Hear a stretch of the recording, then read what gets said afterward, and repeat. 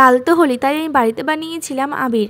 তোমরাও চাইলে এরকম বাড়িতে বানিয়ে নিতে পারো একদম পিওর আবির। আর বাজার থেকে কেনার কোনো দরকার নেই, অনেক কিছু মেশানো, কেমিক্যাল দিয়ে মেশানো থাকে, আর বাচ্চাদের জন্য তো একদমই নাই।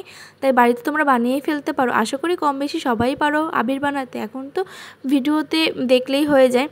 তো আমিও ভিডিও দেখে বানিয়েছিলাম, তো কেমন কি হয়েছে সেটা তোমাদের সাথে এই ভিডিওর মাধ্যমে শেয়ার করব। দেখো, আমার বাড়িতে বেশি কালার ছিল না, ঘরে যেগুলো ছিল সেগুলো দিয়ে বানিয়েছি। দুটো কালার ছিল, একটা হচ্ছে আমি আলতা দিয়ে বানিয়েছি রেড কালার, আরেকটা ইয়েলো কালার বানিয়েছিলাম। তো চলো তোমরা ভিডিওটা দেখতে থাকো আর কমেন্টে আমাকে বলো কেমন হয়েছে। দেখো, আমি এখানে নিয়েছি কর্নফ্লাওয়ার। আবির বানাতে গেলে কিন্তু কর্নফ্লাওয়ারটা একদম লাগবে। আর আমি আলতা গোলা যে জলটা সেটা দিয়ে দিয়েছি কর্নফ্লাওয়ারের মধ্যে। এবার আমি ভালো করে মিশিয়ে নেবো, আর পাতলাও বেশি করবো না, ঘনও করবো না, একদম মিডিয়াম একটা ব্যাটার টাইপের তৈরি করে নেব। প্রথমে একটু গোলাতে গেলে না একটু সমস্যা হবে, জমাট বেঁধে যাবে, দলা বেঁধে যাবে, কিন্তু আস্তে আস্তে করবে দেখবে একদম মিশে যাবে। আমি প্রথমে একটু ভয় পেয়ে গেছিলাম যে কি হচ্ছে, গুলবে তো নাকি গুলবে না, যেহেতু প্রথমবার বানাচ্ছি সেই জন্য। তারপর দেখো, আমি একটা থালায় ঢেলে নিয়েছি, আর আমি অল্প পরিমাণেই বানাচ্ছি। আর এর মধ্যে আমি একটু গোলাপ জল দিতে ভুলে গেছিলাম, সেই গোলাপ জলটাও দিয়ে দিলাম। গোলাপ জলটা দিলে একটা সুন্দর স্মেল বেরোবে সেই জন্য। আর চলো পরে নেক্সট কালারটা বানিয়ে নিই। আর এটা বানাচ্ছি ইয়েলো কালারের, আর এটা আমার বাড়িতে ছিল হলুদ, সেই হলুদ গোলা জল দিয়ে আমি ইয়েলো কালারের আবির বানাচ্ছি। হলুদটাও আমি জলে গুলে রেখেছিলাম, তো সেটা দিয়ে এবার আমি আরও একটা ঘন পাতলা মানে মিডিয়াম টাইপের একটা ব্যাটার করে নিয়েছি। এটার মধ্যে গোলাপ জল দিয়ে সেমভাবেই করে নিয়েছি। এবার চলো এগুলোকে ছাদে শুকোতে দিতে যাওয়া যাক। দেখো, ছাদে কিন্তু আমি 2-3 ঘন্টার জন্য একদম টানা রোদে শুকাতে দেবো, যাতে পুরোপুরিভাবে শুকিয়ে যায়।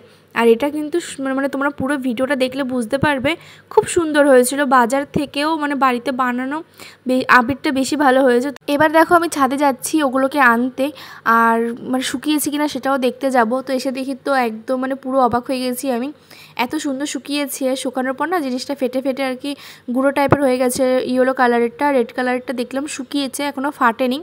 তো খুব সুন্দর হয়েছে। আমার একটু রেড কালারটা কম হয়েছে, যার জন্য একটু হালকা কালার লাগছে, আর একটু গাঢ় মানে বেশি দিলে কালারটা গাঢ় হতো আর ফুটতো খুব সুন্দর। তো ইয়েলো কালারটা একদম পারফেক্ট এসেছে, একটু বেশি দেওয়া হয়েছিল সেই জন্য।